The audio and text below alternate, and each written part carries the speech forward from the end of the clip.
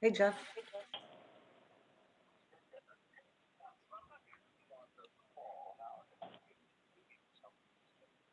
Okay, yeah, Lucine texted me.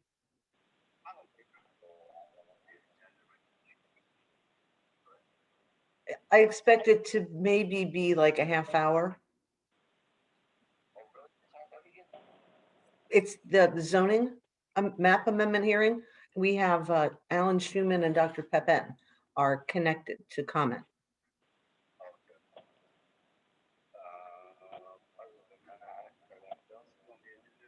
Then we have Pro Champ. It's about the registration of bank-owned properties, the public art policy, and a discussion on the college credit bonus points. Yeah.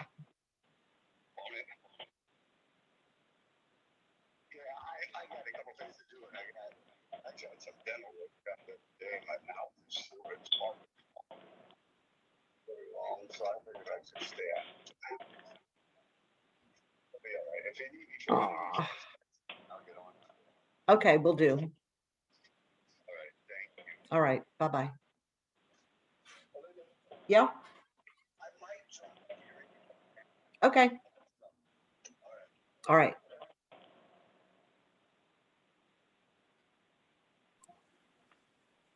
Is Jeff off? Yeah, he had some dental work. Today's his birthday. How can you have dental work on your birthday? You got to do what you got to do. Yeah. Oh, they changed this again. Do we have a different link for the next meeting, or is this all continuous? It's continuous. Okay.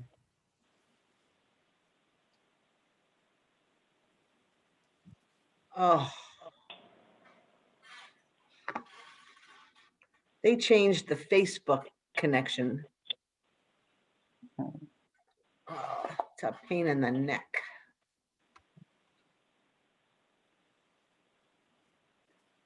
Where's your cat? Oh, don't call her. Okay. She's on strike. She's organizing Yeah. a protest. She doesn't want to be insulted again. It will only let me share it to my page. What happens if I click that? Nope, won't do it. Oh, maybe I can get it to do that. There we go.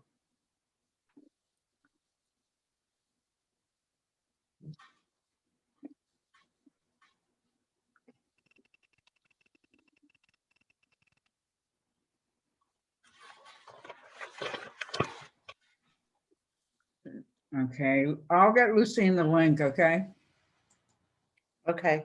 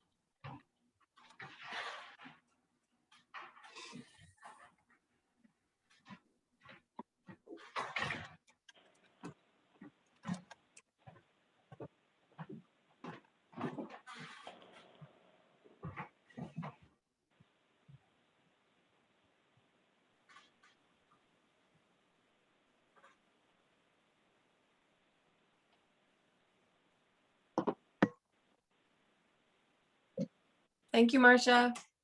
Okay. I made it. You're quicker than before I even got to chat with you, huh? Well, I appreciate it. It's a team effort. I don't know why that link disappeared. Maybe it's because it's a unique combo meeting tonight and who knows? We made it. Jeff will not be able to join us this evening. And I understand that Strat, I see you're on with us, but you might have to go. Yes, Is that correct? that's correct. Okay. And thanks for letting us know. So whenever you need to jump off, feel free to do that. Thank you. We've It's got Jeff's Melissa. birthday tonight. Is he out partying? guess No, you get he to had take your a birthday dental off. procedure. I know. He told Tom about it. God love him. What a way to celebrate your birthday. Really? When we finally can all get together, we'll have to have an annual birthday cake for everyone's birthdays that we've missed over the year. Yeah. And It's Christmas. gonna be a lot of candles. Hanukkah and everything. Yeah, Okay, so let's see. Are we waiting for Johanny? I don't see her on the call. There she is. No, yeah, there she is. Yeah, Hi. there she is. Okay, good. Okay, so I think we have everybody from council. And as far as the administration, I see David is here. Good evening, David. Who else are we waiting for from the administration? I see Abe is here, Fred is here. Is there anybody else that we need at this point to begin with the public hearing?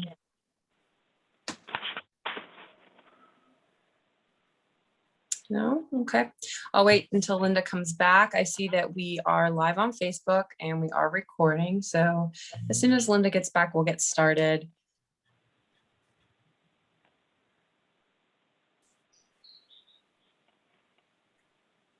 There you are. Yeah, Linda's having a little heater issue. Okay. Everything good to go though? Yep. Okay. All right. Welcome everybody. Today, Monday, May 3rd, month of May. Today is a unique scenario in which we have a hearing. And then it will be followed by our committee of the whole. We really appreciate everybody being able to join us as we are still following our COVID-19 declaration of emergency protocol. Those of you who have tuned in with us via Facebook Live, through that stream.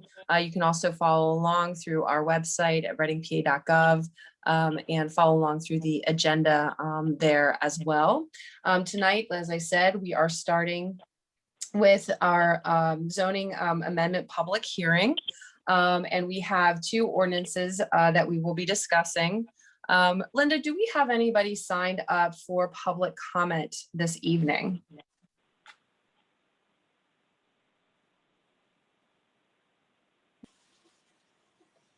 Linda?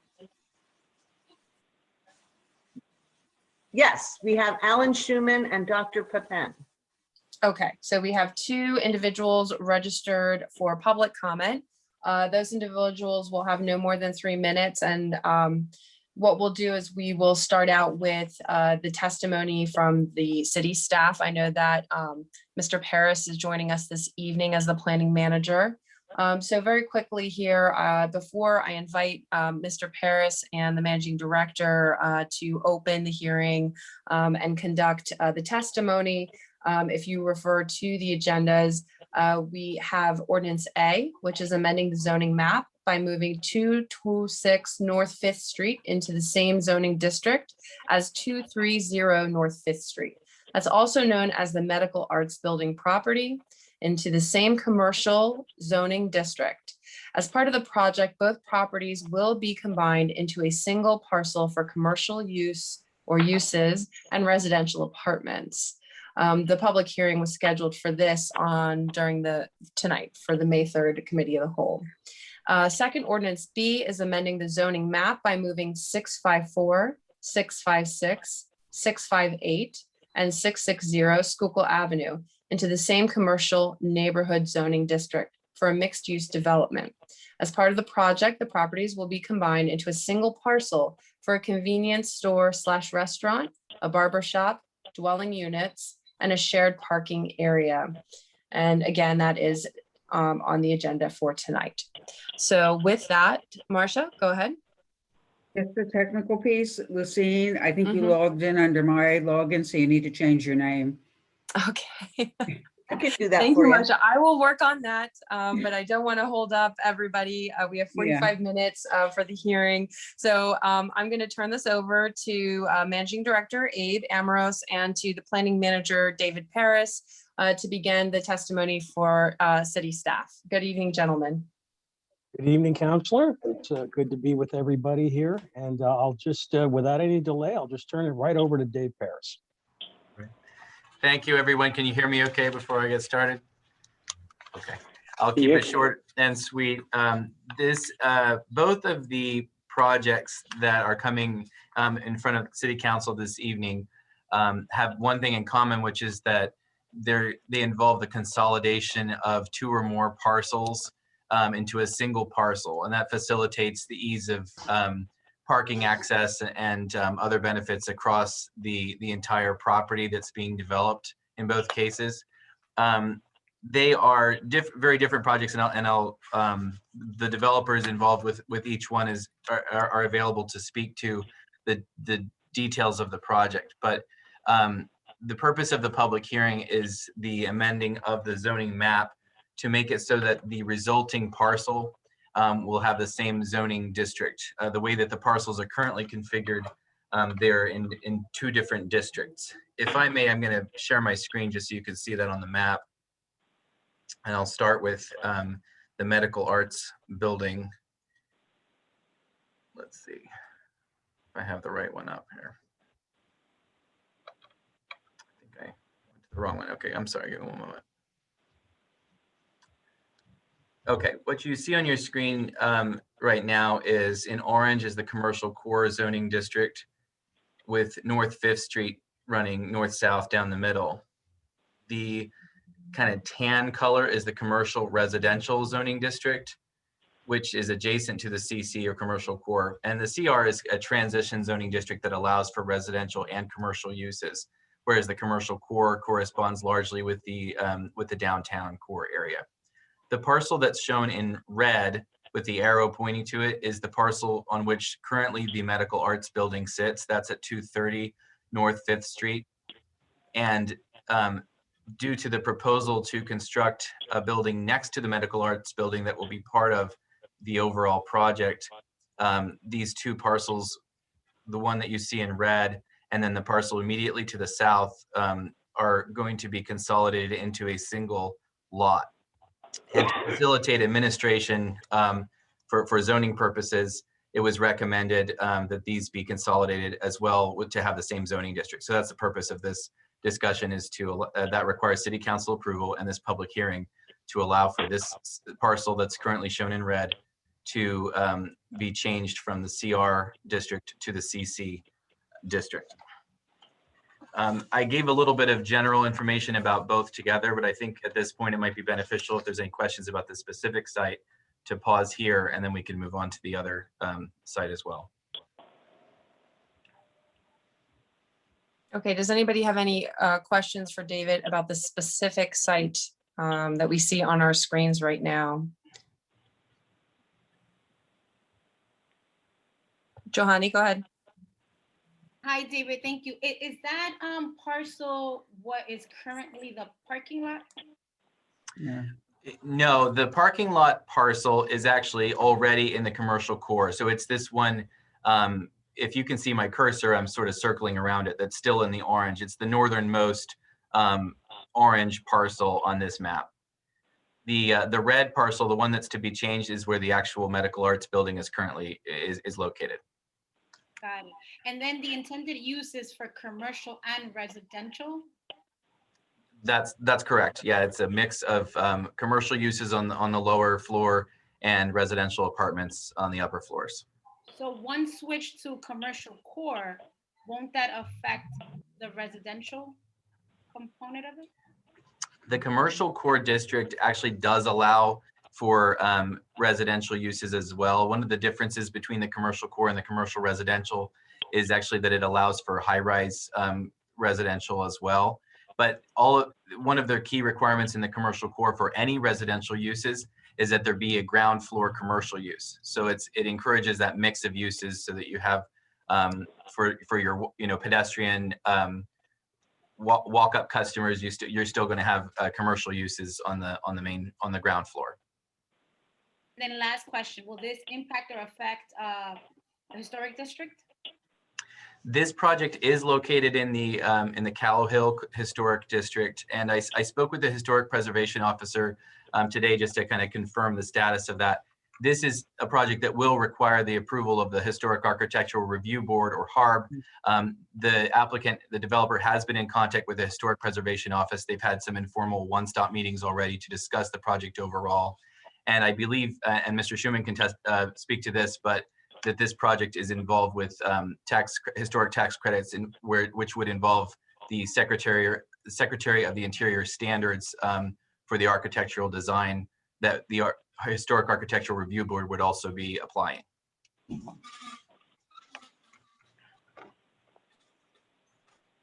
Thank you. You're welcome.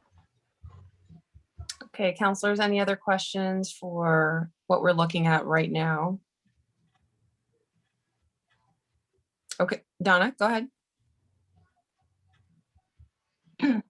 How many parking spaces are being planned here? Is that, I guess that would be more planning commission questions here for us, David, right? This is simply the zoning portion. That's correct. And I can pull up the exact number if you'd give me a moment, unless Mr. Schuman wants to speak to that. But there's a surface parking lot, as you know, that's already there, and they're going to be cutting into some of those spaces, but leaving, I believe it's 26, but I'll double check the number for you. The additional parking that's required for the residential uses is to be provided in a parking garage offsite, and that was approved as part of the zoning hearing board's review of this project when it went in front of the zoning hearing board. And there's no demolition of any existing building, correct? Or portions of buildings? Correct. Okay. I'd be curious, and I know this isn't part of this, but to see the architect's rendering for the addition, because the Medical Arts Building is such an unusual building and has been for many years. I think when it was built, it was supposed to have been a little bit bigger with maybe Art Deco sort of appendages to it, and that never happened. So I'm really curious to see what's going to happen here. But I think this is a good idea, and I'm glad to see the consolidation for zoning purposes. It seems, to the outside world, it may not seem like much, but it does make a difference.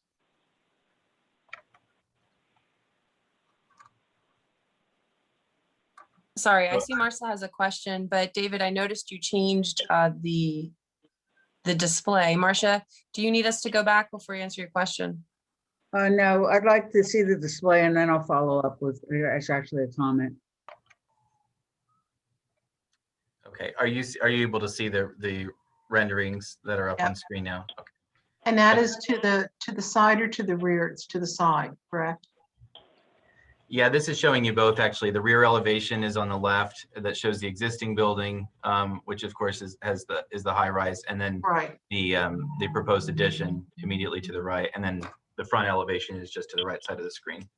I think it's interesting. I think if anybody looks back at old pictures of Reading, and kudos to Alan on this, if you look at some old pictures, that proportion is, I believe, similar to what buildings were once there. So that's it's very good to see that the respect for the old ways, for the old architecture of the city. So, okay, thank you. Go ahead, Marcia. Okay, and I was fortunate to have my work occupancy both in the Medical Arts Building and another building a couple doors down, 220 North Fifth Street. And so from the perspective of knowing those blocks, this does make to me perfect sense. I'll be interested in, Alan presenting his testimony and then some follow-up questions.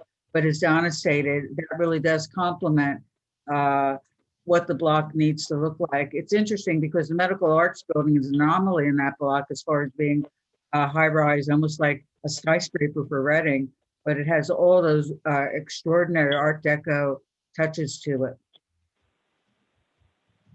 Also very small office spaces because they were designed, it was the Medical Arts Building, it was where doctors actually had their doctor's offices and was designed for that purpose. Thank you, Marcia. David, just one question. Is there any historical knowledge that you have as to how the zoning boundary had been determined there, just with that one, parcel? I think that was, I don't have it in front of me, but it adjacent to the alley. Any historical reason that you know of that thank you. So the path alley there, Yeah, and that any actually, reason why that boundary is there? Do you have any history on that? as to the history, and I was speaking to Ms. Johnson about that today, as well as to the history of it, because we talked about how the historic district boundaries came about, and we were talking about the fact that the northern portion of the block is largely residential homes, were actually townhomes at one time, and a lot of them have now changed into apartments.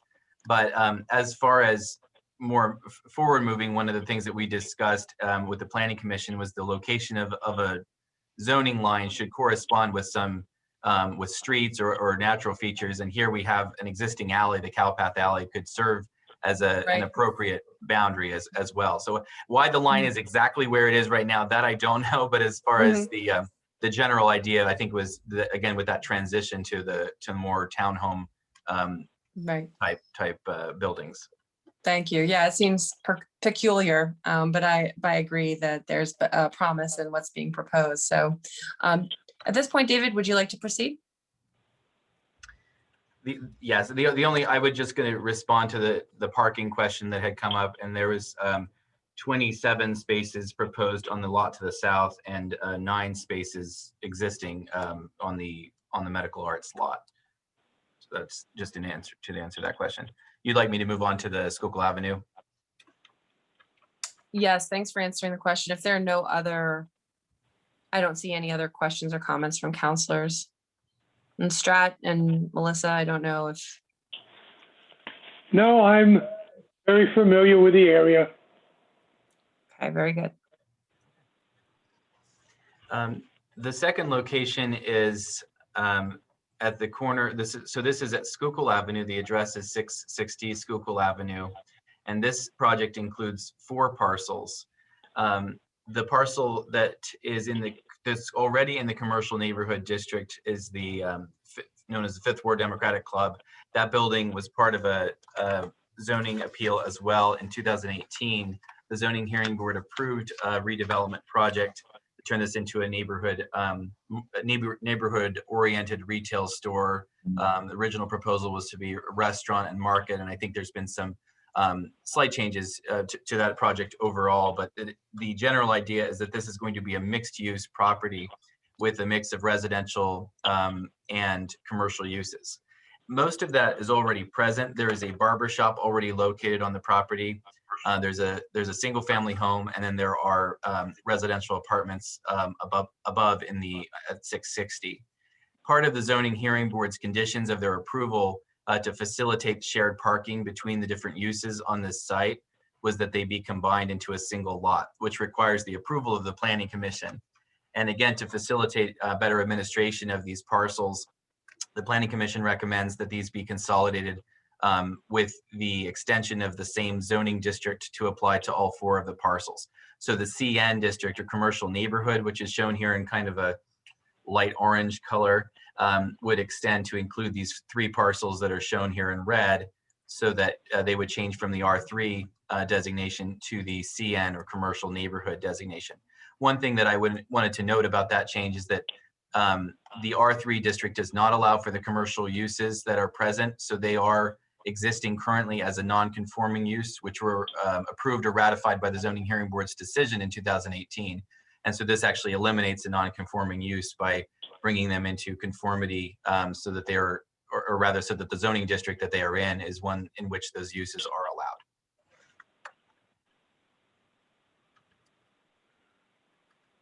Okay, any questions or comments for David on these proposed parcels for rezoning? Donna? Just a couple comments and a question. First of all, if everyone is familiar with this part of Schuylkill Avenue, which is in the 5th district, it's a very mixed use area as it is. If you look across the street from the sort of the dark pink there, in Catacorner, there's a grocery store there, a small grocery store, bodega. There's a laundromat right across the street. There's a Chinese restaurant. And then on that side, on the same side as the proposed change, there's a bar, there is the barber shop, there are some other small businesses, as well as many residences and apartments. It's a very congested block, that's for sure, because of the number of homes that are multi-unit. But I think this change with the proposed parking and the cohesiveness, hopefully, of the development and of what is already there will enhance that area. It can use itself to be pulled up a little bit, and I think this is maybe a catalyst for that. I guess the question I would have for David, and maybe this is just simply conjecture, in the event that somewhere down the road these properties change hands, do you see this as being a plus or a minus for potential resale? I think that was actually one of the reasons that the consolidation of the lots was encouraged, because of the need for the parking to be provided on a different lot. So with the Fifth Ward building being on this lot I think it's that 15. is 15, sorry, Yeah. 15th Ward, excuse me, on the parcel to the north, not having any parking at all on site. If you were to transfer just one of those parcels, then you would end up having a situation where you'd be dependent on those neighboring property owners to agree to the off-site parking. Okay. So I think this would be an improvement to have them on a So- single parcel. So is this all one owner now, or is it multiple owners? All 4 parcels are owned by the same entity, the Okay, Isla so- Properties. Okay, LLC. okay. Thank you, David. You're welcome.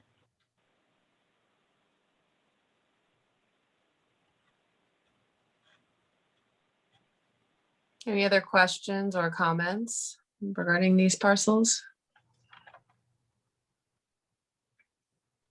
Okay, very good. David, anything else to add before we move on to other testimony or evidence?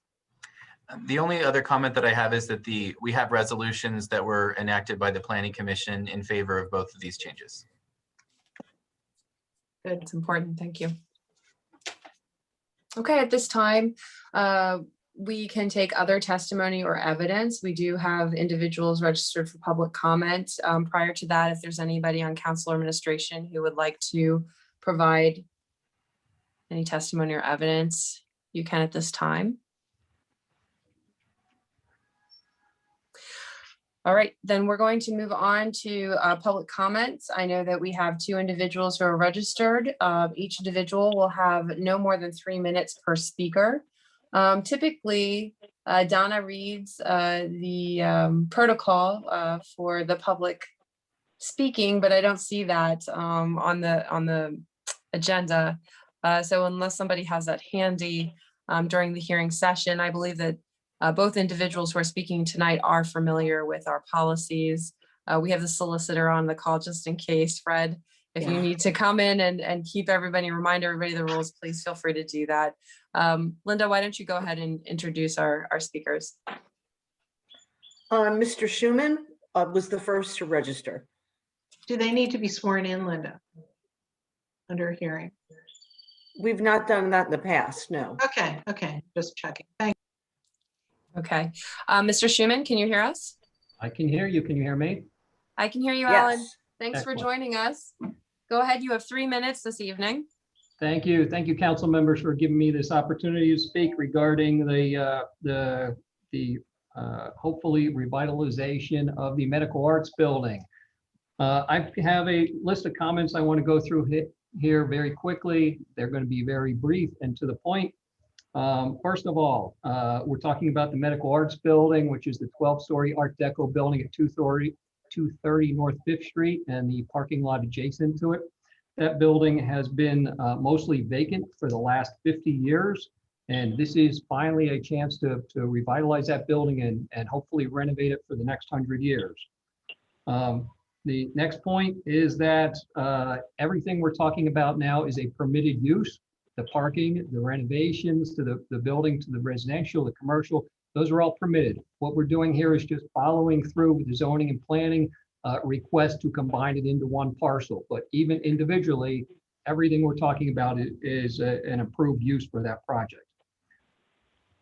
So the next point here is that the Medical Arts Building is the only commercial high-rise in the entire city that is not in the commercial core district, which I think what point was brought up earlier, and nobody knows why that was done decades ago, but it certainly seems like it should have been included in the commercial core district.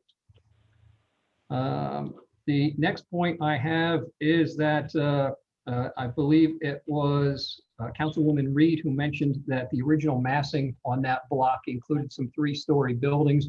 Yes, we got Amy to pull up the photos of those buildings, and we have tried to recreate the original structural massing on that block. So as part of our project moving forward here, it will be a historic tax credit project. So it will have oversight by the National Park Service and be a full historic tax credit revitalization project, much like we did at Big Mill and much like we're doing currently at 35 North 6th Street, the Burke County Trust Building. So again, we're shooting for this to be an award-winning project, just like the Big Mill Building won the 2017 Preservation Award for the state of Pennsylvania. It will have massive oversight of the historical aspects to that building and the addition being built. And finally, I just want to point out that by building that addition, we will actually be increasing the amount of on-street parking because we will be doing away with one of the street cuts in that area, which the city Public Works Department has made comments that they would like to do away with some of the street cuts in that area. So we're going to be providing even more street parking. So that's the end of my comments. I'm open to any questions if anyone has any. All right, thank you, Alan.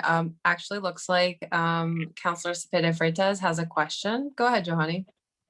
Well, first, thank you for your perseverance. And what is your timeline? What are you projecting?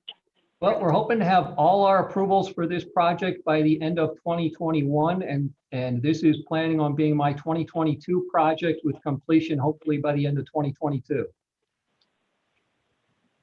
Thank you, Alan. Thank you. Okay. Marcia, I just want to make sure that wasn't a hand. No, okay. All right, thank you, Alan. Thank you for coming this evening and adhering to your 3 minutes exactly. I don't know if you had a timer set, but I did. And as always, thank you for the work that you do and bring to our city. Next, I believe we have Dr. Pepin joining us this evening. Dr. Pepin, can you hear us? Yes. How you doing? Welcome. I'm well, thank you. Thank you for joining us. You also have 3 minutes. Thank you, everybody. And Isla property owned 654, 656, 658, and 660 Schuylkill Avenue. The plan is combine all this property in one. I know that that's a very congested area, but if you remember, the 15 World Democratic Club used to gather over 100 people at the same time. Now we are opening a grocery store with a takeout restaurant that I don't believe that we will gather more than 15, 20 people at the same time. So that would be an advantage for the community because there will be less congestion there. So I'm here in case if you have any question regarding to this project. I've been dealing with this project for almost 4 years already. So I'm open to any question. Okay, thank you. Yes, Councilor Cepeda Freitas. Señor Pepin, saludos. Thank you for speaking on behalf of the properties. Same question, what is your timeline for getting this project completed? Oh, the project is completed. We just opened for zoning to give me the occupational permit. Thank you. You're welcome. Okay, Councilor Reed. And first of all, I think it's really wonderful that the grocery store is opening because as Schuylkill Avenue will shut down at the railroad bridge when that is being reconstructed just south of Green Street. That's going to cut off some folks from the other grocery store. So you're finishing that in this time frame is really important. Just a quick question: the barbershop is occupied. Are there any other commercial entities in those addresses that will that are planned, or is everything else just residential at No, it's only two business, the grocery store and the barber shop. All the other are apartment and houses. Okay.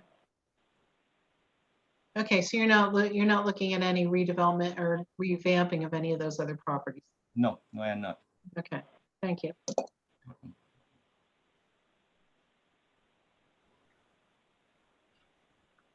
Okay, yep. Counselor Cepeda Freitas? Just to follow up, I believe David mentioned something about consolidating parking spaces. Where is that taking place, between which two properties? Yeah, the 658, 656, and 654, they will share the space in the rear for the parking.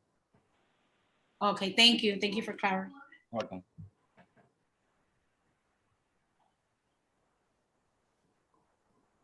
Okay, any other questions or comments for Dr. Pepen? Marcia, sorry.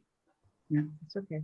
Yeah, and thank you for investing in the city. And this is a much needed development in that area, because the building that you're looking at has been unoccupied for so long, and indeed wasn't being used well when it last was occupied. So I think this will be a good revitalization. And I agree, we need to have good quality grocery stores that are a walkable distance for everyone. So wish you a lot of luck with the development. Thank you. Yes, thank you, Dr. Pepen. We know that food access is a concern. It's always a concern of mine. So making sure that people have access points is critical. Thank you for doing that. Thank you also, both of these buildings or proposed projects, are taking areas where, they have these buildings or these locations have sat unused. They're underutilized, on the way towards blight. We don't want to see that, and we appreciate your efforts. So thank you very much. Great. So that is the testimony that we have from the public for this evening for the hearing. And so what we'll do is move on. The announcement of expected date of decision from us by City Council. We will render a decision by adopting an ordinance either at the May 10th or the May 24th regular meeting of council. I want to thank Mr. Paris this evening for his presentation. We enjoy these hearings. This is where we really get to know and understand zoning, which is always thrilling and very important. So thank you for your knowledge and presentation to us and for the public. Thank you to the members of the public who joined us. And we look forward to moving this forward and deliberating via council for a decision. With that, since this is a unique hearing and committee of the whole, we're going to move right along to the agenda. Next, we have it's POC-CHAMP. This topic is discussing the registration of bank-owned properties. I did see some correspondence, and I understand that there is a presentation by Mr. I think it's Sadella or Jamal has been the point of contact, the Director of Community Development. Jamal, I see you're with us this evening, and I see Mr. Sadella. I hope I'm pronouncing that correctly, might be a Y, has joined us this evening. So Jamal, would you like to begin the discussions on this topic? Yeah, be more than happy to, Councilwoman Helen. Good evening, everyone. With us tonight is Kevin Sadella. He's with the Pro-Champ program, and the Pro-Champ program, as Kevin will illustrate, is a program that's focused on vacant properties.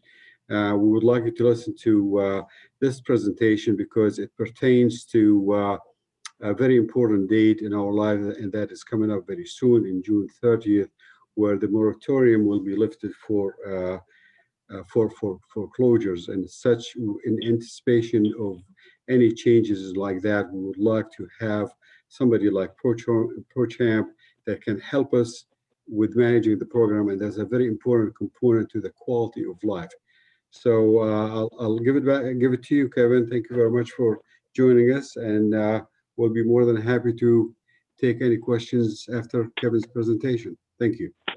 Thank you, Jamal. I'm grateful for you putting this together tonight, and thank you all for having me. It's an honor to be in front of you tonight.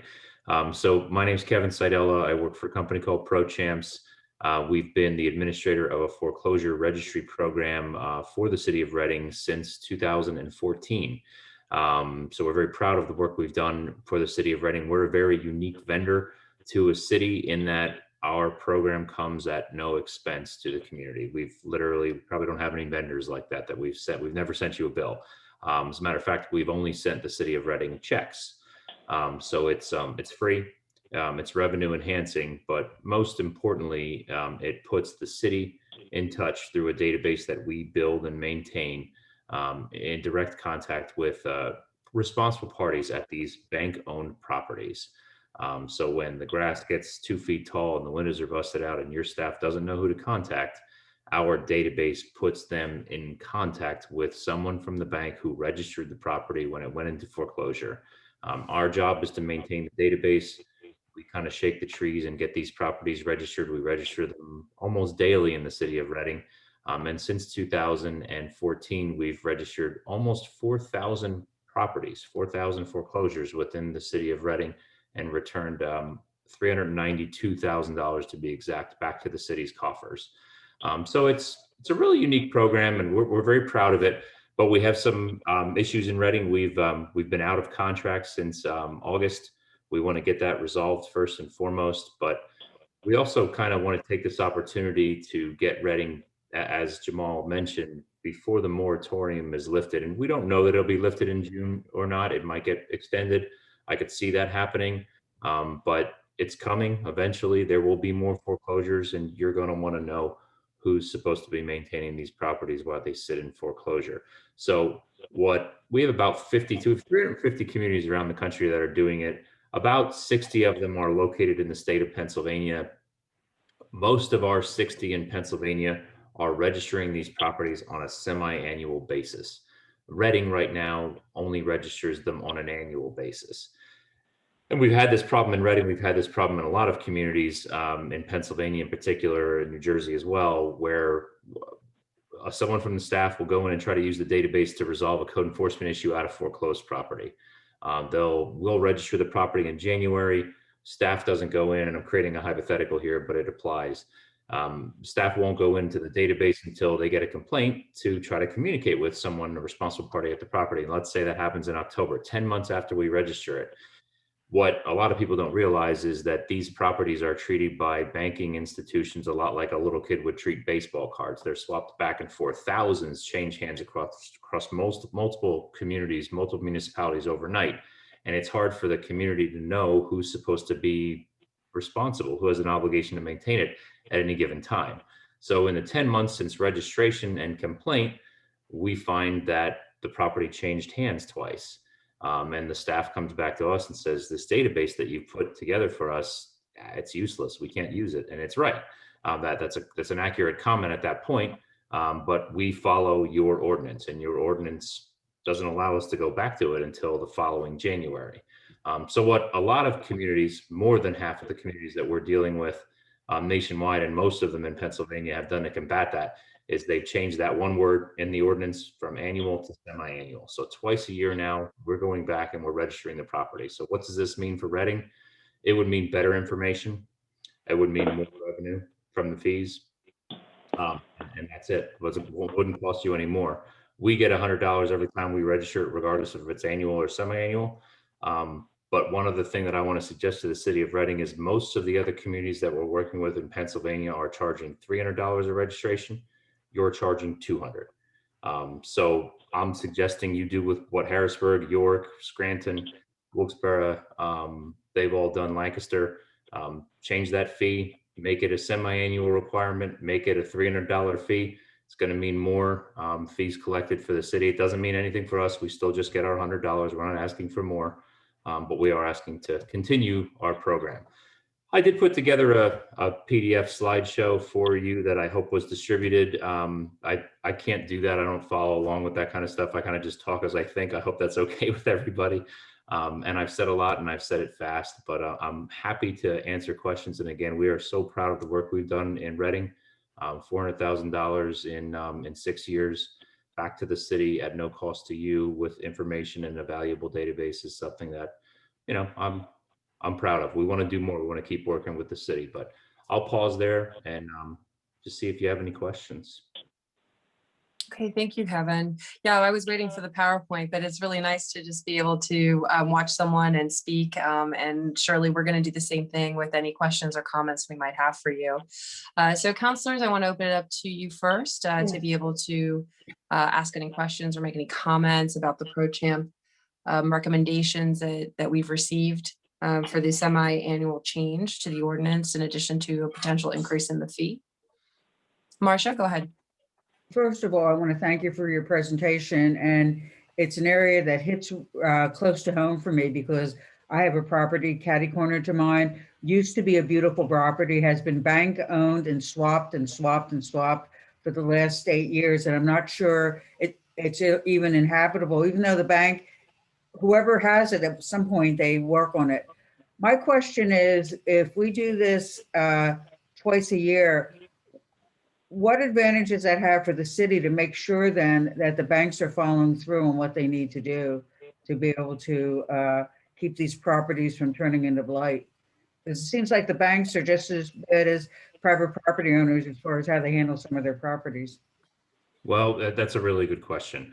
And all I can tell you is that giving that heightened level of scrutiny to it, where we're going back twice a year and saying, is it still in the hands of XYZ Bank?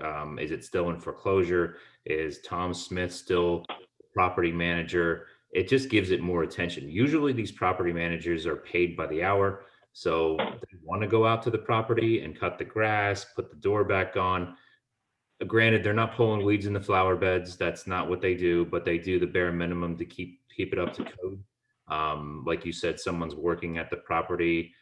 They may not do all the work, but they do some of the work. So what incentive do they have to continue to maintain it? Well, just the fact that the city's paying attention, because we basically act as an arm of your code enforcement department. We're reaching out to them. We're registering the property. That causes no more work for the city.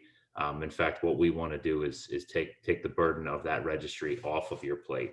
And just stay on top of these properties. Now, if there's ever an issue with the property that's registered, that's not being maintained, we also want to know about that through our database, because we can go around the property manager, talk to the bank, and basically say, hey, this manager's not doing the job that they're supposed to do, and they get replaced pretty quickly. That doesn't happen too often though, but if there's a blighted property that's bank owned, we definitely want to know about it through our database so we can address it with the responsible party. Does that answer your question, ma'am? I think you're on mute. I just want to track this because this has always been an area of concern of mine, and more to understand what motivates the banks to be able to buy these properties than just leave them unattended for years on end. And what we might be able to do legislatively to deal with that issue. I think we need to look at the number of properties that are bank owned, the status of them as far as being blighted, and being able to work with your company to be able to just look at how we can be more proactive. Sure. Yes, ma'am. We would like that. You have about 300 at any given time. There was a point where you had a lot more, but that was 2008. The times have gotten a little bit better. The market is in a good place right now. But these banks, for the most part, they want to be good custodians of these properties. But a lot of times we find they don't always know that they even have an obligation. We have to let them know. They have so many properties nationwide and so few people dedicated to taking care of them that we kind of just, we bring it to their attention. We light a fire under their feet, and we're incentivized because it's the only way we make money. My company will not make $1 on this contract unless we're getting properties registered. So we've been very aggressive. Thank you. Johanny? Yes, thank you. Could you walk me through the process of how this all happens and how does our relationship work, please? I'd be happy to. So first of all, Reading has an ordinance. The ordinance was passed back in 2014, 2013 that requires bank-owned properties, homesteading and foreclosure to register. We answered an RFP in 2014. We won the RFP.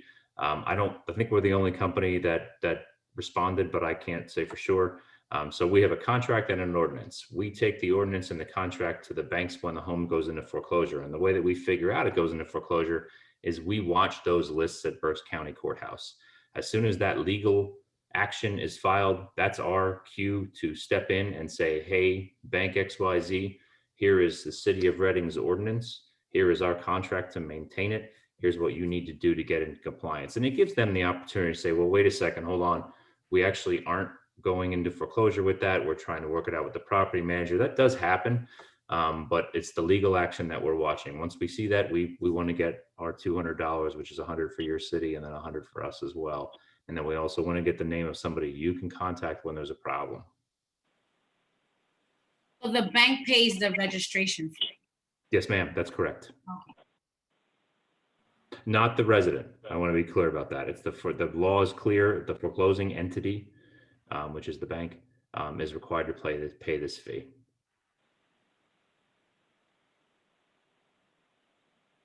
Thank you. You're welcome. Okay, council, any other questions or comments? Councilor Hellenick, if I could just add something. Mhm. I was very excited when Kevin brought this to my attention several months ago, and I was pleased that Jamal and I were able to speak with him prior to this presentation. And from my standpoint, this is a win-win for the city, simply because it addresses the fundamental issues of light, fundamental quality of life issues that are in the city as well. And also the $392,000 that comes back to the city at a fee of $200 rather than $300 is something that cannot be overlooked. So I'm really hoping that we can put some legislation in place that is going to renew this program, but at the higher rate that Kevin has suggested. And just so you know, I have worked with Kevin in the past. He's an honest broker, a straight shooter, someone who has replicated this program rather, throughout the Commonwealth of Pennsylvania. So he has a very good track record. Again, I was just very pleased and very excited to see another tool at our disposal in terms of fighting blight. So thank you. Thank you. I appreciate those comments. Yeah, thank you, Abe. That's helpful. I think that, I'm sorry, Johanna, did you have a question? I can wait, you see. Yeah, go ahead. Well, I just something that came to mind as Abe was speaking, because Kevin mentioned that there was an RFP out and they won it in 2014. So I would just ask the administration and legal to just make sure that this is something that can be renewed, that there isn't anything additional that we may have to do to make this, to make it work. Yeah, thanks, Johanny. I know that that was mentioned early on that contract renewal was due in August. So obviously the administration is mindful of that, I'm sure. And, the opportunity that, as you said, Kevin, this is revenue enhancement for us. Looking at our Act 47 exit strategy, looking at all opportunities to generate revenue, this could be critical in just that $100 increase and how that could really be substantial for us and as a city. I think the other side of this too that you addressed is the capacity, so you as a broker coming in, possibly on a semi-annual basis, and using that to support Jamal's department and the efforts that they're doing. That sounds like a strong framework, for our city to be able to accomplish and move forward in areas in which, we've lacked in the past. So I appreciate that. I don't have any questions for you specifically. I think this is an exact opportunity where we as legislators can review what's been presented, the presentation. Thank you for sending that in advance, and then move forward towards deliberation. Any other comments, Kevin or Jamal? No. Well, I'm going to speak to the RFP. If that's the route that the city chooses to go, we answer RFPs all the time. I would be proud to put our best foot forward based on our track record and our ability to maintain the contract and answer an RFP. If that's the route the city wants to go, we completely understand. We answer RFPs all the time. I don't think there would be anyone else that responded, but I don't know everything there is to know, so maybe. Thanks for your willingness there, Kevin. Sure. I'm sure we'll be advised as to how we need to best proceed as the city in process. So now, if Okay. I could ask a question, Councilwoman, Mhm. who should I deal with to going forward to make sure that if the city chooses to move forward, we just want to make sure we're getting, well, the very first thing is to get a contract in place, and then we can address the ordinance. But Mr. Amorous knows how to get me. Jamal Mr. knows how to get me. I'm always available to the city. Yeah, thank you, Kevin. I think since we're looking at a contract renewal first, that would be for the administration, and that would be Abe, unless he directs someone else on the administrative team. So at this point, Abe, if that's correct, that would be your point of contact, Okay. and how you'll be hearing from us as we proceed. Certainly. Thank you. Thank you. Thank you, gentlemen. Thank Thank you. you. Very, so much for your very time. good review. We're going to move forward, and number 3 on our agenda is a public art policy. We have 20 minutes scheduled for this.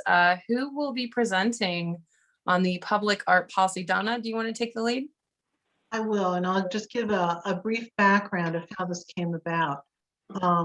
We have been working, and I say the collective we, myself, Councilor Cepeda Freitas, Linda Carher, Jeff Waltman, our managing director, and Frank Dabowski, and Amy Johnson, and a whole group of us working with the Reading Pride Group.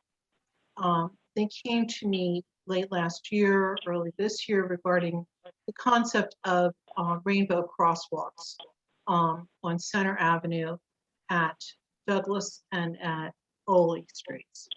So we have been talking about that. That was the initial conversation.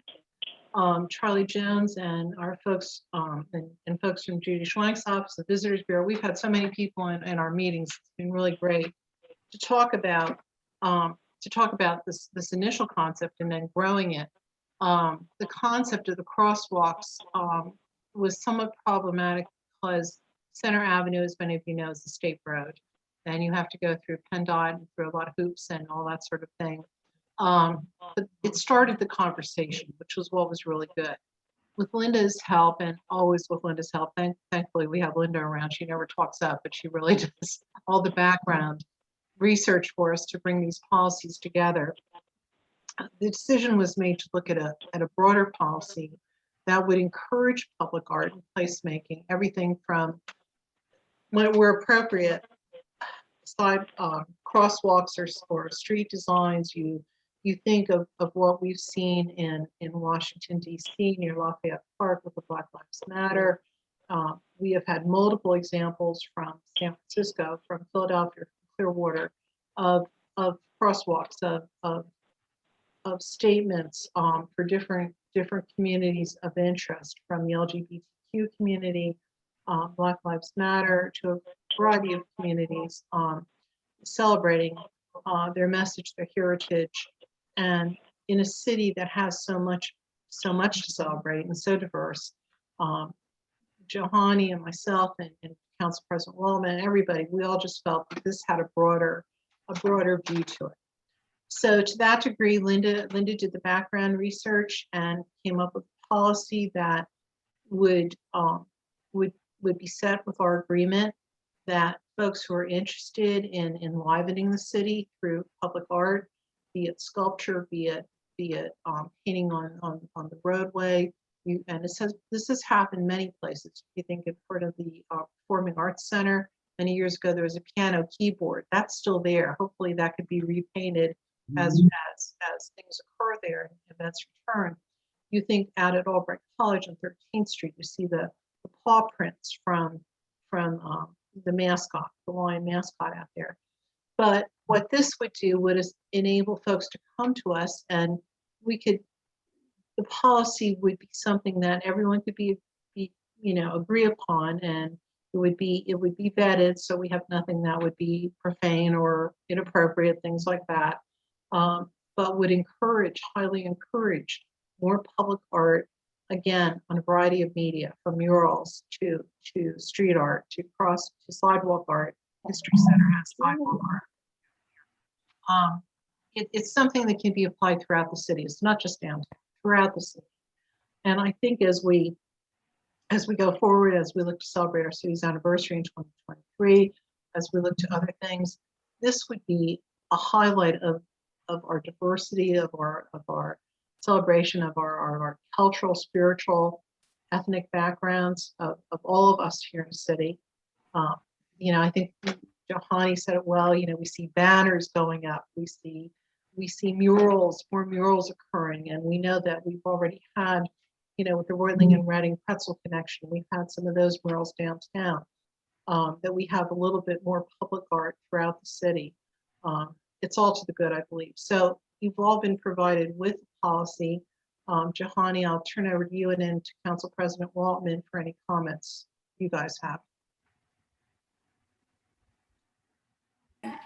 Thank you, Donna. I think you presented it well. I mean, I encourage everyone to look over the placemaking application. We wanted to also kind of streamline the process, make it fair, equal, and then, you know, we'll be taking it from there so that everyone has equal access to applying, to identifying spaces they'd like to beautify.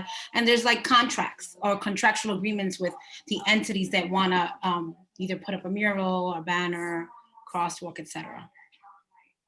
And that's important because maintenance is also not only just the creation of them, but maintenance is also important. And when you're looking at road application designs, that kind of thing, there are specific kinds of paint and colors, especially, right, Linda, if you're looking at a state road, the state is very fussy about those kind of things. I think Charlie brought that up to us, Stan and others. But it's, you know, like Johanny said, it evens the playing field for everyone. And for those of us who were around way back, if you remember, there was a Fine Arts Commission in the city. This is very different from that.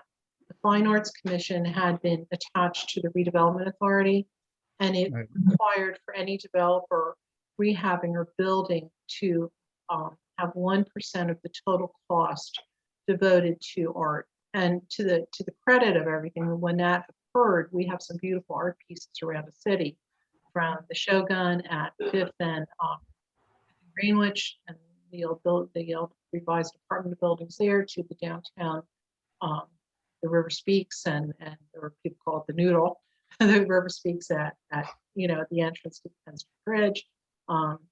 We have many nice Harry Bershkoya pieces. But that was different. That was the Fine Arts Commission. This is placemaking. This is art. So it is a variation, but it, you know, a community filled with art is often a bit much more vital community. It does play a role in economic development as well. Go ahead, Marcia. Yeah, and I think you all know my passion has always been for the arts, and have been very much engaged in all the arts organizations, including helping to paint some of the murals that have been put up, which use good technology, by the way. My question is, as far as your collaborating partners, have you been in contact with the Berks Arts Council? Because they have been responsible for the mural projects that have gone up most recently, and that the murals and also the artwork hanging. And I would think that as much as we want to do this, I think we need some leadership from the arts community in helping to forward decision-making as far as the qualifications of what needs to be, you know, put in on the city landscape. Yeah, we've had multiple partners. I know I've spoken with Megan directly about this. Okay. Actually talked with Mark Radcliffe on the other side of the bridge with what's been going on in West Reading. Mike Miller, as you know, has been a major player, both in terms of our murals and murals over there in West Reading. So yeah, and frankly, the Visitors Bureau also has been very helpful with this, because public art is also equals additional tourism, which means economic development. So yeah, I understand all that. I think what I want to do is look closely just to make sure that as decisions are made, and believe me, having had to judge a lot of artwork, you've been involved in that somewhat, Donna, having to be able to make some of the tough decisions. People are so creative, and what we have to do is maybe even look at what type of artwork, what type of modality, what works in best in what sections of the city, the sustainability of it. I was amazed at the sustainability of some of the murals that were put up using the parachute cloth versus the ones that were painted right on the buildings. Okay, and you can see that as you drive through the city, which one. So the people that create them not only need to have a good art design, they have to have the technology background about how to sustain it. So that's why I really feel not only being involved in discussing this, but the actual implementation, you need to have someone from the arts community that, has that knowledge base. And we, we welcome everyone as this conversation goes to the council as a whole for action, public comment.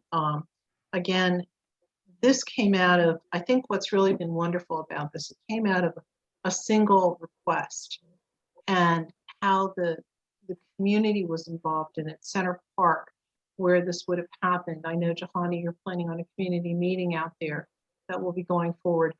This came from just one small little thing and grew, which is I think what we want to see in cities.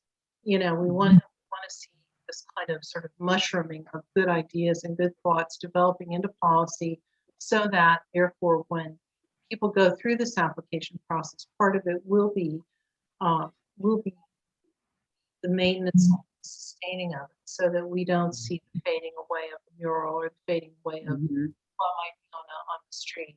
And certainly, we will continue. We can talk to Mike Miller about it. I will talk to Megan, as you know, is moving over to Alvernia, so there will be a new person at Parks Arts Council. But again, all these entities work together, and that's what has been very encouraging about this. And I have one more question. I know you spoke about, we don't want to confuse the Art Commission with the Arts Council. They're two separate entities. Does that ability for the Arts Commission is that still in place as far as legality goes? As far as the Fine Arts Board. Yeah. That's dead. That died during the McMahon administration. Okay, That no longer exists. There's no entity at this point. That being said, is there anything that we want to do to incentivize artwork? Because like you said, that resulted in some very fine pieces of artwork. Some of them, are still standing. They really are assets to the city. And I don't know. I know it's two separate things, but do we want to revisit that? And It's that certainly probably something. It's certainly something that can be entertained as more development occurs throughout the city. Right. I remember there was one developer in particular that hesitated for that 1%. I think right. The influence that particular person had was what killed the Fine Arts Board. So that's past. That's in the past. So it may be something to look at. Okay, well, that's great. Thank you. Yeah, thank you. This is really an exciting topic to be discussing. I know that probably last year about this time, if not a little closer to the summer, I was approached with constituents who were asking, is there a way that we can decorate and bring art to our streets? And so, it's endearing to hear that there have been a lot of community conversations since then to bring it to this point of presentation.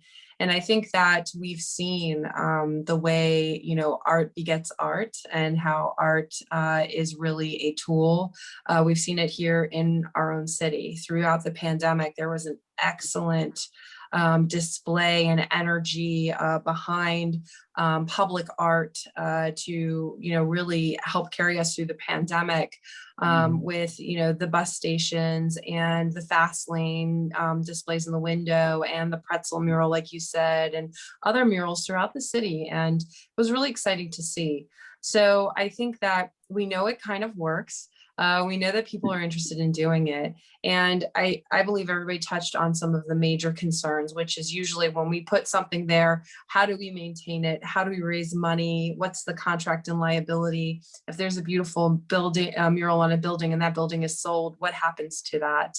How do we fund the maintenance of it? And I think that the talking about a commission, whatever percentage it might be, is something that also had been presented to me. That legislation from McMahon's era had been put on my desk early when I came into council to say, hey, could we look at this again? And unfortunately, during the time of economic focus for Act 47, that really wasn't a feasible option.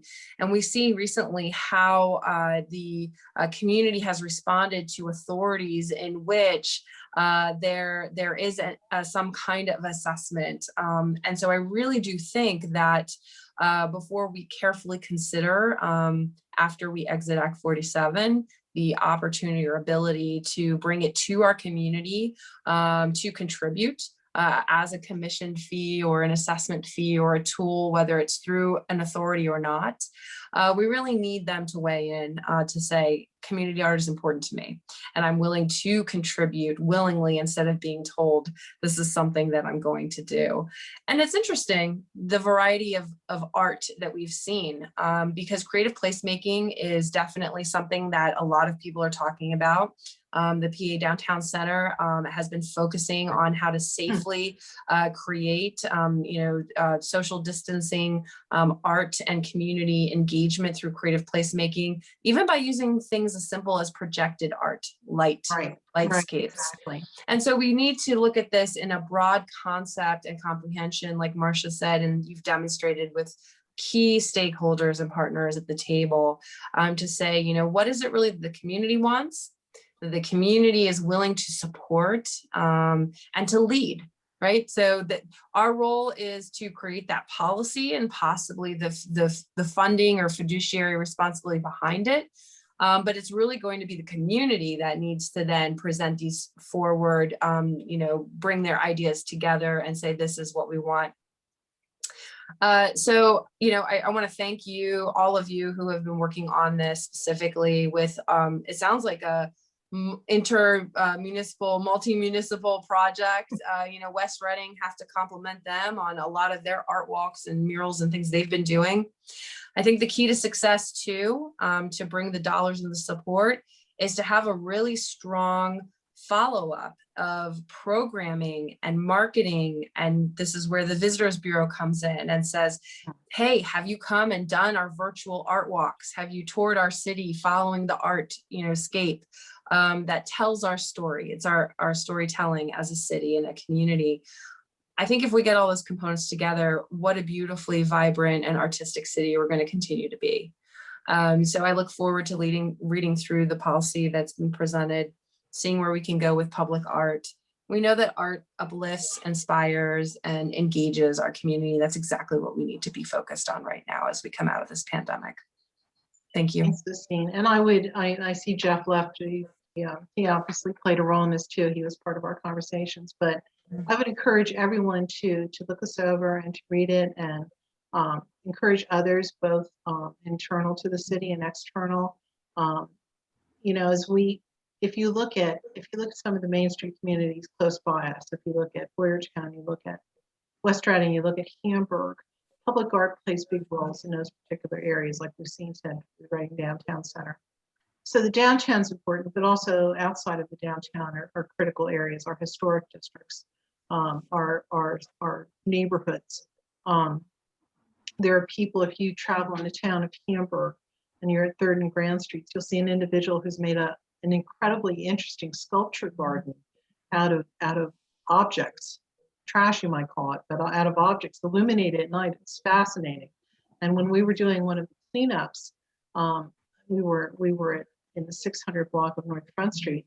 One of the people participating was picking up some bicycle tires and stuff, and is doing this as her way of revamping or repurposing things into art. So the possibilities are there. And as we as a city look at our 275th that's coming up, and we see all the murals that were created for our 250th in 1998, now is the time to put this in place, that we can celebrate the heritage of Reading, which is what many of this public art does throughout the other areas, but also look to the future. We have our youth commission, getting the youth involved to do everything from permanent artwork to maybe the kids in grade schools doing sidewalk art, that they might enjoy doing. There's everything. There's something for everyone. But the placemaking itself is something a little bit more formal. So everyone, please try to read it when you can. I would say within the next month, we can have some kind of community conversation about this, Zoom meeting, whatever we want to do. I know Center Park, Juhani will be following up with those folks. They'll be getting back to us about the specific ideas out there for the Reading Pride's their 15th or their 20th. I can't remember Johanna's celebration. They had told us, and I have it in my notes, I just don't have it in front of me. But they're looking at it I believe maybe the 20th celebration half year at this point. So there's a lot to celebrate, but so if everybody can look at this, hopefully we're in early June, early May now, maybe in early June sometime. We'll develop some kind of Zoom community meeting to talk about public art and policy. And I'd really like to get feedback from council members, formal feedback before that community meeting, so we have some tightening up if there's anything we need to do that way. Linda, any comments from you legislatively what we need to do here? I've prepared an ordinance Yeah. that would create a new chapter in the city code. Okay. I have the ordinance written in the same way the Memorial Review Committee is written. It sort of allows the committee with the internal staff, it gives them the ability to model the program based on the need. So, Okay. I mean, like Charlie Jones pointed out, that committee works very well and very quickly. Okay, so that's our next step then legislatively. Right. Okay. So as we move through this legislatively, I think, the administration is recognizing this as, a priority, and in turn then can start to maybe address the focus on funding opportunities for creative placemaking as we move towards the anniversary, like you said, Donna. I think this is excellent in terms of identities of our wards and our neighborhoods, and really to bring everybody together around the unity of what makes the city of Reading so fantastic. So we'll look at the policy, we'll do our homework, and community meetings as they come will be announced. So follow along, and thank you. Thank you for doing this. Johanny, I believe, has a comment. Oh, Yes. go ahead, Johanny. As you mentioned funding, a light bulb went in my head. Obviously, given the circumstances of the pandemic, I believe art to be therapeutic. So I'm curious if some of the funding we're expected to receive for COVID relief could be utilized this as community projects to be able to, provide some type of mental release, mental health therapy through art. I don't know. So just putting it out there. There you go. Oh, there he is. Okay, I think Linda has a response to that, and then Marcia, I see your hand too. As I was researching this, I did find a number of communities that have grant programs associated with their policies. The way the ordinance, the way the policy, the way the whole thing is written, it doesn't place any financial responsibility on the city. Everything is funded by the applicant. So if we wanted to create a grant program to help out with 50% of the costs, something like that, we could certainly consider that in the future. Marcia? Yeah, and I think that's a good point. In fact, I was working on some of the grants with the Olivets when the Mentoring in the Arts program started, which was one of the programs that took high-risk youth off the street and worked at the Powell Center for the Arts, designed a lot of the different murals that you see, some of them which are getting older. And so you need to look at sustainability, but they certainly, the pride that those youth took in being able to participate in that and to be able to come back and show their family members was something special. So I think we need to look at how art engages people. It gives them a sense of community, and it deals with a lot of underlying problems. This is the most important time now as people are coming out of the COVID and a lot of the anxiety and depression that's going along with that, to give them an opportunity to be creative and to be able to have some places where, even if it's not permanent, that we have temporary art until we move ahead with this project, places to display that. So I think we have a lot of great community partners, and Reading's always had a history of music and the arts. So we have to really, that's part of, if we talk about our upcoming anniversary of our city, that's one thing we need to celebrate, is that's always been really a key part of Reading's history, and we'll be with our young people moving forward. So I look forward to it. Would you folks mind if I share a piece of artwork before we end this? Go ahead. Okay. Go ahead. Can you share your screen? Yep. Let's take a look at what Marcia has. Oh, yes, that's right. I've seen Okay, that. so this is actually done by a lady that was from Reading, works at Glitz Nursery, and she just designed in pen and ink the name Reading using a lot of our icons. So there's just one person who just decided to spend some time doing some artwork to recognize the city that she came from. So it just, you know, part of what we have to look forward to as we start working with our local artists.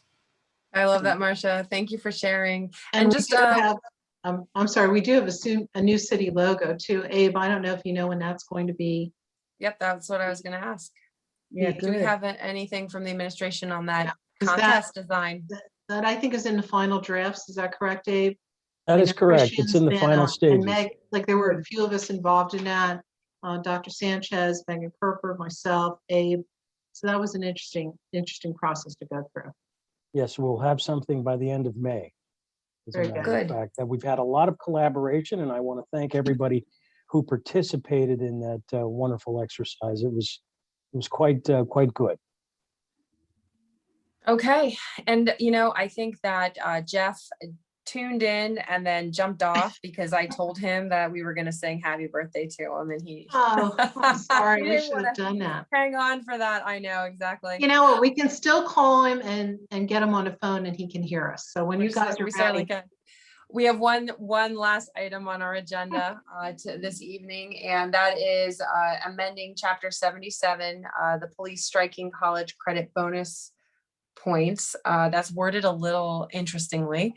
So I know that we've had a lot of dialogue around this. And what we're discussing is that through the process, there are points that are administered to individuals who are considering advancing into leadership roles, and that college credits currently qualify for a bonus point. So just want to clarify that a little bit.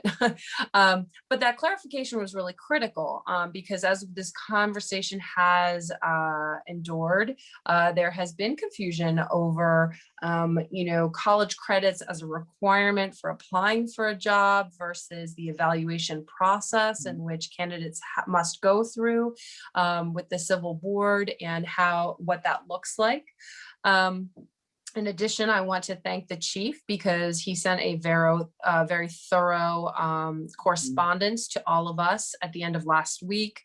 And also a very nice breakdown of some of our demographics specifically for the Reading Police Department, in which we had been asking for, so that we can clearly see how our police force is represented when we are having these conversations.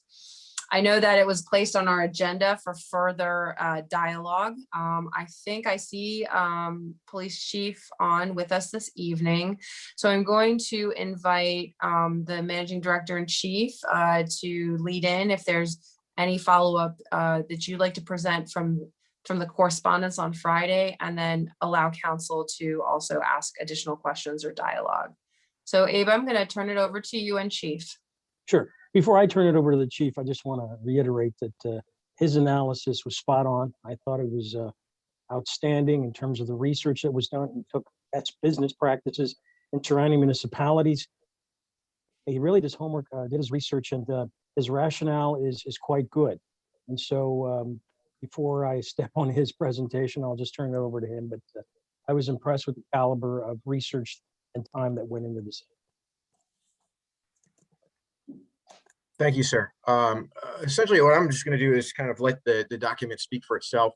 If you have any questions about the contents of that or any other questions, I'd be happy to answer them. But I think it really lays out the process, the timeline of it, because there were some questions about the timeline, what are considered best practices in law enforcement right now, and how this proposal comes into line with it. The only other thing I will add is, I know Councilor Sahelinik had discussed some ideas of increasing points for experience, residency points. I do like the idea of the at least a single point for residency that we award to folks for residency. If not anything, that could serve as a potential tiebreaker. And I think if we are breaking a tie between two people who are equally qualified, that we would prefer to have someone who is a city resident in that position. I think our points looking at some of the other cities and evaluating some of the other cities, I think our points for experience are in line with generally how that works. Some use the quarter point, other places like Erie use a sliding scale of 1 to 6 years experience, you get 1 point, up to over 20 years of experience, you get 5 points. So it's kind of a different breakdown, but all are fairly similar in what we do. Because again, if we're looking at Erie as an example, if you have 20 years experience, you would get 5 points here. Once you get over 20 in Erie, they get 5 points. So it's very similar numbers that we're looking at. And none of those cities of the third class in Pennsylvania and also the state police don't use the college points in their assessment process, which again is keeping in best practice where we want the assessment to give us the best candidate for the position. And with that, I will open up to questions. Okay, thanks, Chief. And you know, I'm going to encourage council, if you have access, to pull up that document.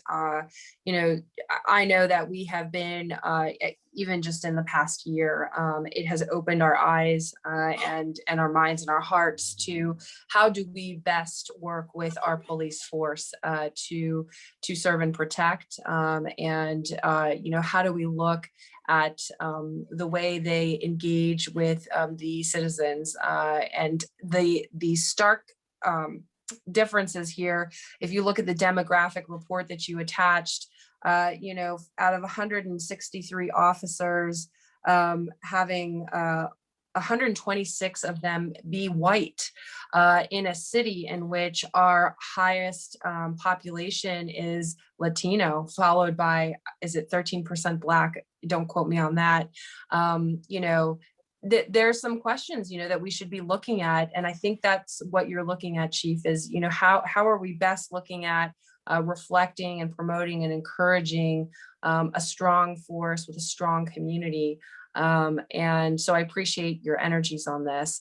I know there are questions and other considerations that have been made with good dialogue around this. So I'm going to turn it over to Johanny first, because I think she had her hand up first.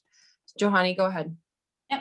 Thank you for your presentation, Chief. However, I still disagree. I believe that we need to create our own best practices. We need to raise the bar and set our standards for excellence, because also when I look at your leadership team, all of them, I mean, they were measured differently, right? Because either you're, well, we know for sure that test scores considered, experiences are scored, and college credits are also scored, so it's a bonus. But when I look at the leadership team, the majority are all white. You have 2 females in leadership positions, and maybe 1 or 2 Latino who are in a leadership position as well. So we are obviously, based on the data, the demographics of our police department do not represent the demographics of our city. So one thing is hiring. It's obvious that for hiring purposes, you do not need college credits. However, you need to be at least 20 years and a half. So when I'm thinking about high school students who we are constantly speaking about pursuing higher learning, knowledge is power, building their career path, when they get out of high school, they normally tend to go to college. So they have a good 2 years to get an associate's degree, to get some college experience. So if they aspire to become police officers, having spent that time developing, you know, personally developing and acquiring an associate's perhaps, or what have you, or that college experience would actually help them if they decide to be promoted within the department. Also, when speaking to other police officers, whether locally at the county level, from other states, I have friends and family in different states that either are currently police officers or former. They don't understand why the college credits are being eliminated. It doesn't add up. And also, how often are you promoting people? Because the leadership team that you have in place, they got promoted because they were qualified. Whether they have college or not, I don't know, but they got there because they qualified, they went through the process, and so on and so forth. So I'm just still trying to understand why, instead of eliminating, we're not adding and amending the ordinances to include those certifications that you mentioned that police officers have an opportunity to enroll in. And I know those things can be measured because they would obtain some type of certificate of completion. I also would prefer we also explore, and this is a request of the administration, opportunities for loan forgiveness programs as an incentive for police officers to commit to serving our city for X amount of years in exchange for some type of loan forgiveness program, if you will, so that we can at least tackle the retention issue that we typically have within our department. So I am still a firm believer that knowledge is power, and whether it's college credits or additional training, higher learning, or certificates to better their skill set, I'm still a proponent of that. Okay, I think I got everything. May need a response. I took some notes. The first is our demographics of our command staff. I mean, it is what it is. I've only been the chief for a year. I'm trying to influence the future of the department through some of the things I'm suggesting, which hopefully will change those demographics. I have promoted a Latina female into a leadership position since I've been the chief. So there is my desire to do that when I'm able to is there. And I think it points to that. As to, kids who leave high school, go get a college degree or can go on for 2 years of education and then look to a career in law enforcement, we're seeing a lot of them do that. We're also seeing the majority of them go to places like the Pennsylvania State Police that require 60 college credits, whose troopers pay more than our captains make. So there is that. We're losing them. What we're trying to do is develop a program where we can get those kids who are in high school, who may be in our youth academy, who go through the BCIU program to become a certified dispatcher, that we can hire as a dispatcher until they reach the age they can become a police officer, and develop them into the program. So we are looking at some of those things as recruitment strategies. And again, I like the idea of perhaps warning points for those certificate programs. The problem is evaluating them. Which ones count, which ones don't count. How do we assess that?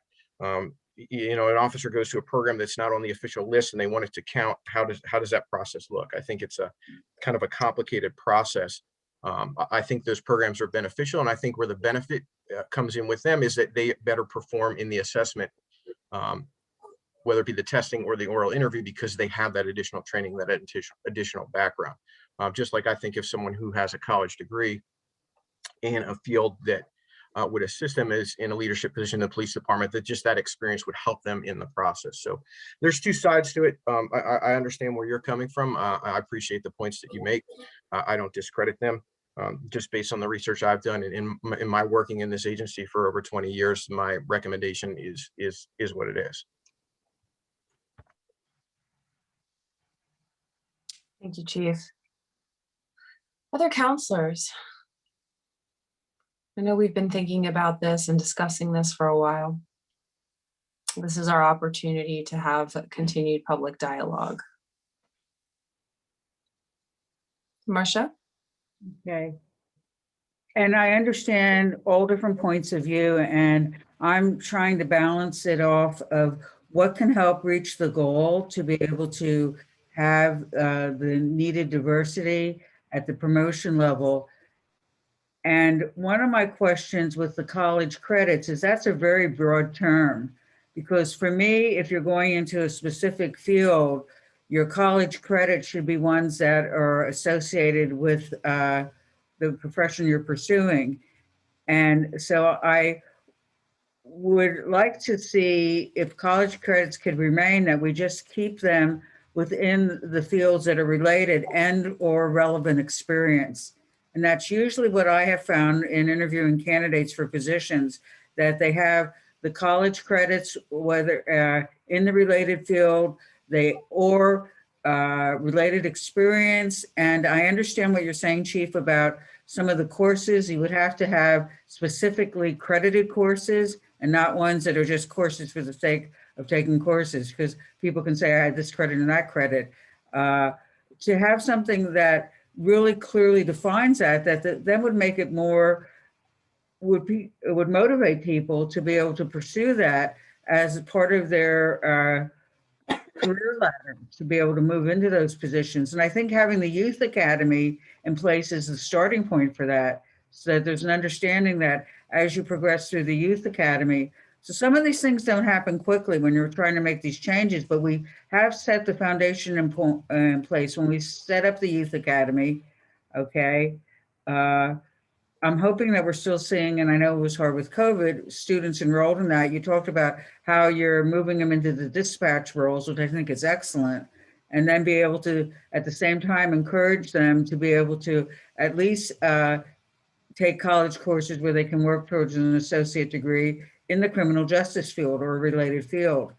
So I'm hoping you're understanding it's sort of like a progression so that when they get to the point that they're ready to be considered for promotion to a higher ranking, that they have all these things in place.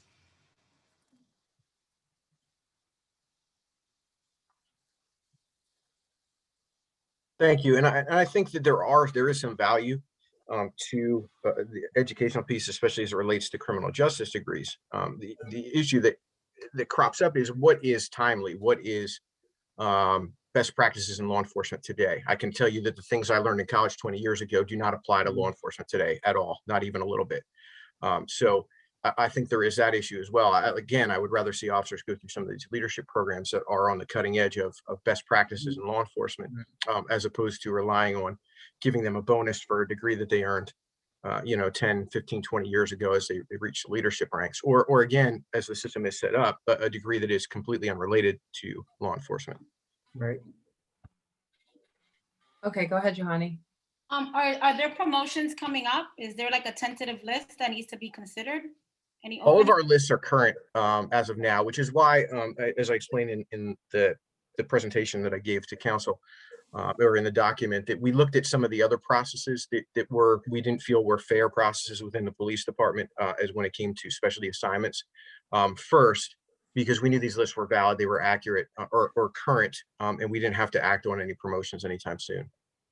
So what about those officers that do have college credits? You don't think you're gonna lose them as a result? No, I don't. I think that if somebody who's in the police department that is looking to get promoted, who thinks that they should get promoted, are confident that they're going to do well enough in the assessment process that they don't need to rely on college points as a crutch to get promoted. Right. I mean, but it works both ways. Then why even eliminate it if they've proved themselves?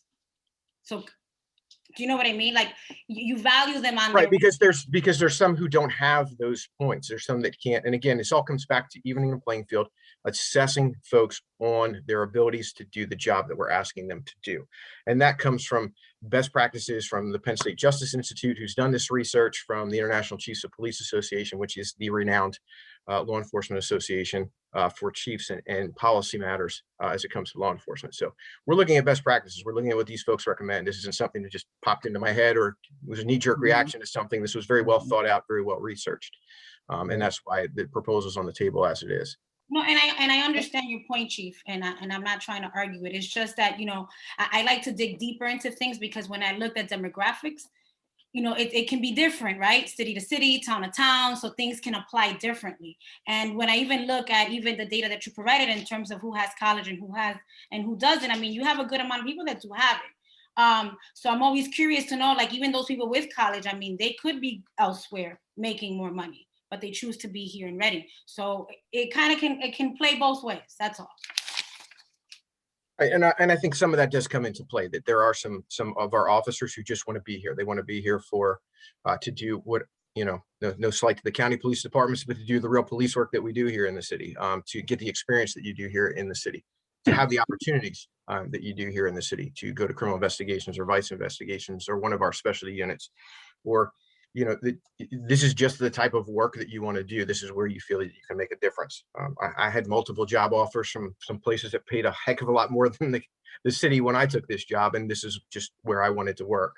So I think that comes into play. Maybe we will lose a few folks who think that they get a benefit somewhere else because they have a college degree and in a promotional process somewhere else they might. Sure, but it's definitely not going to be any of the urban areas in Pennsylvania because none of them give them college points in the process. And one last thing, as I was reviewing the ordinance, and I mean, the section where it speaks of the lieutenant A, it says an applicant desiring to take the test for the position of lieutenant shall be sergeant who has held that position for at least 3 years prior to the closing date fixed by the Civil Service Board for the receipt of applications or one who held the position of detective on June 11th, 1978. Shouldn't that section be updated? We can probably, yes, we could probably strike that section. We don't have any officers here anymore that were working here in 1978.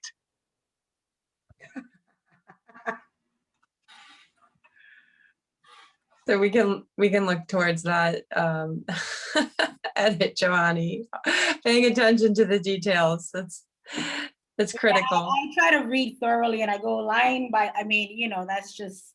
Well, it's appreciated, and you know, everybody's comments and thoughts behind this are appreciated.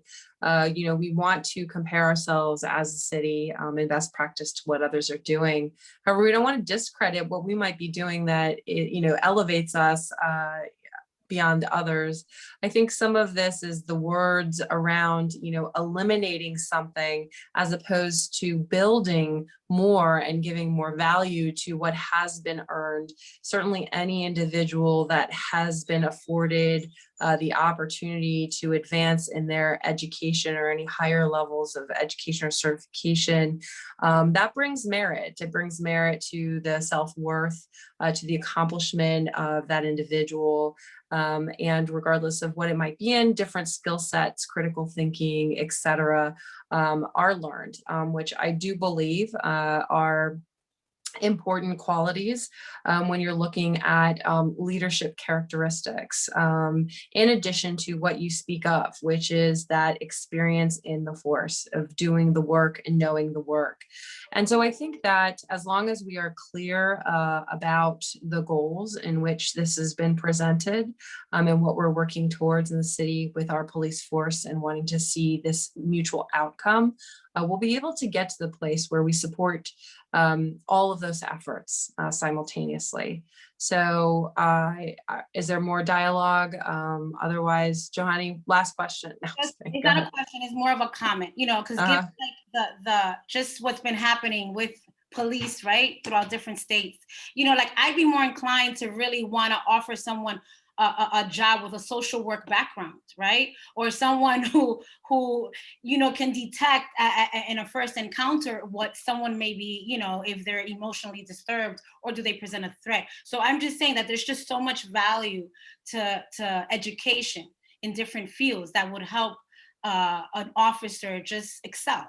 So again, I'm just an advocate for education, for higher learning, firm believer of knowledge is power, and I would prefer that we amend the ordinance to enhance it, to add to it, versus to eliminate. Well, thank you for that perspective. And I think what we've really seen here is the multiple perspectives. This is a complex issue. It's not one person determining how people advance. You know, we have, you know, the HR department, we have the Fraternal Order of Police, we have the Civic Board, you know, all of these entities need to work together in this process. And possibly the administration. Maybe this is a great opportunity. Abe, I think you've heard it alluded to a couple of times. How can the city in itself look towards working with our current education, higher education institutions? We already have some programs in place, but as an employer, how do we as the city of Reading, as an employer, possibly afford the opportunity of continuing education for our employees, bringing that as an incentive or a way to retain some really dedicated and qualified individuals that we see that we have here. We have people who work for the city of Reading 30 years plus, you know, and what are we doing really to continue to support them in being that best individual for that job? So I think there's a lot of individuals and parties around this conversation that have been involved, and we have to take that into consideration as we move forward with the potential of this ordinance. So thank you to Chief. I think that if people still are having ideas or comments or concerns, they should reach out directly to the Chief. He's done a very good job of making himself available. And that's appreciated, especially when talking about the future of the force. So I'm going to close the discussion on that. And that was our last agenda item for this evening. I don't have anything else on the agenda. So at this point, we look forward to doing the business of the city. I know tomorrow I think is opening day for our Reading Phils. Hopefully those raindrops will hold off. And, our city is really working towards very safely starting to come back in a semblance of a new normal, right? Our new normal, we won't go back, but how do we safely proceed as a community together?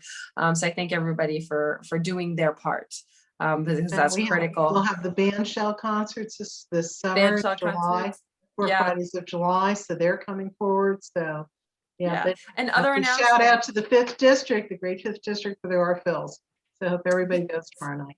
And one of our veteran establishments in Riverside, Mike's Tavern, Oh, has yeah. not been open since March 16th of Right. last year. So we welcome Pete Camarano, who's also a Reading resident. We're glad he can reopen his business, and it's been a long haul. So hope we see a lot of people there tomorrow night as well. Absolutely. Marcia, do you have an announcement? Yeah, and I announced it at last Monday's meeting, but just a reminder, this Saturday from noon to 3 o'clock, the Reading Pagoda will be having a sale from the Pagoda Skyline Gift Shop. It's the day before Mother's Day, so it's a great time to go out there. Just like Christmas, you wait till 24th to go shopping. Okay, just come up there. There's a lot of nice Reading type items. It will be outside, and social distancing and masking will be practiced. Okay, so we look forward to seeing you folks all up there. I'm sure you have your Mother's Day shopping list ready to go. That's great. I went to the last one that you held. I want to commend all the volunteers for the social distancing and the safe practices. I really bought a lot of stuff. And I commend everybody to go and to do this. We have a Reading Youth Commission meeting May 5th at 6 p.m. So I just want to make sure that everyone is aware of that. This meeting is going to be really Civics 101. We're going to take all the areas that the Youth Commission members identified as concerns or themes and help them understand and learn how to tie together the concerns and themes with the departments and individuals in the city who are responsible for that, as well as the agencies and organizations and institutions that we work with in the community. It should be a really good second meeting coming up. In addition, the Oak Brook Community Garden that's been proposed is looking for volunteers. They did their tilling, they broke ground. They have a lot of volunteers and materials, but are looking for more. So if anybody's interested, I believe you can obtain information from the Reading Housing Authority through Oak Brook or the 18th Wonder Improvement Association for one of our newest proposed community city gardens. Everybody knows if you plant a garden, Mother's Day is the day. So after Mother's Day, we get your plants in the ground and start that growing. Any other general announcements or comments for the good of the people tonight?